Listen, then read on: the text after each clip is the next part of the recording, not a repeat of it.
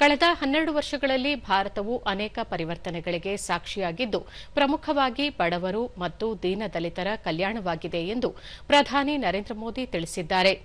ಸಾಮಾಜಿಕ ಜಾಲತಾಣದಲ್ಲಿ ಹಲವು ವಿಚಾರಗಳನ್ನು ಹಂಚಿಕೊಂಡಿರುವ ಪ್ರಧಾನಿ, ನಾವು ಯಾವಾಗಲೂ ಅಂತ್ಯೋದಯದಿಂದ ಪ್ರೇರಿತರಾಗಿದ್ದು, ಅಭಿವೃದ್ಧಿಯ ಪ್ರಯೋಜನಗಳು ದಶಕಗಳಿಂದ ಹಿಂದುಳಿದವರಿಗೆ ತಲುಪುವಂತೆ ನೋಡಿಕೊಳ್ಳುವುದು ನಮ್ಮ ಪ್ರಯತ್ನವಾಗಿದೆ.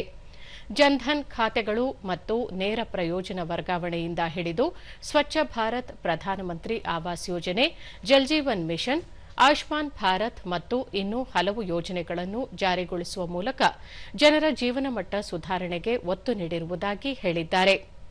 ಬಡವರಿಗೆ ಉತ್ತಮ ಗುಣಮಟ್ಟದ ಜೀವನ ಖಾತ್ರಿಪಡಿಸುವಲ್ಲಿ ತಂತ್ರಜ್ಞಾನವು ಪ್ರಮುಖ ಪಾತ್ರ ವಹಿಸಿದೆ ಎಂಬುದು ಖುಷಿಯ ವಿಚಾರ. ಡಿಜಿಟಲ್ ವೇದಿಕೆಗಳ ಮೂಲಕ ಜನರನ್ನು ನೇರವಾಗಿ ಮತ್ತು ಪಾರದರ್ಶಕವಾಗಿ ತಲುಪಲು ಸಾಧ್ಯವಾಗಿದೆ. ಇದರಿಂದ ಸೋರಿಕೆ ಕಡಿಮೆಯಾಗಿ ದಕ್ಷತೆ ಸುಧಾರಿಸಿದ್ದು, ಆಡಳಿತದಲ್ಲಿ ನಂಬಿಕೆಯನ್ನು ಬಲಪಡಿಸಿದೆ.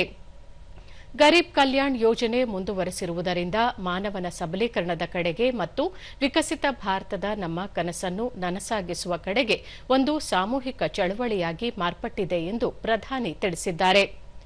ಪ್ರಕೃತಿಯೊಂದಿಗೆ ಸಾಮರಸ್ಯ ಕಾಪಾಡಿಕೊಳ್ಳುವ ಮೂಲಕ ಎಲ್ಲಾ ಜೀವಿಗಳು ಕಲ್ಯಾಣ ಸಾಧಿಸಲಿ, ಇದು ನಮ್ಮ ಸಂಸ್ಕೃತಿಯ ಮೂಲಭೂತ ಮನೋಭಾವವಾಗಿದೆ. ಇದೇ ವಿಶಾಲ ದೃಷ್ಟಿಕೋನದೊಂದಿಗೆ ಇಂದು ಭಾರತ ಪ್ರಗತಿ ಮತ್ತು ಸಮೃದ್ಧಿಯ ಹಾದಿಯಲ್ಲಿ ಸ್ಥಿರವಾಗಿ ಮುನ್ನಡೆಯುತ್ತಿದೆ ಎಂದು ಪ್ರಧಾನಿ ನರೇಂದ್ರ ಮೋದಿ ಹೇಳಿದ್ದಾರೆ.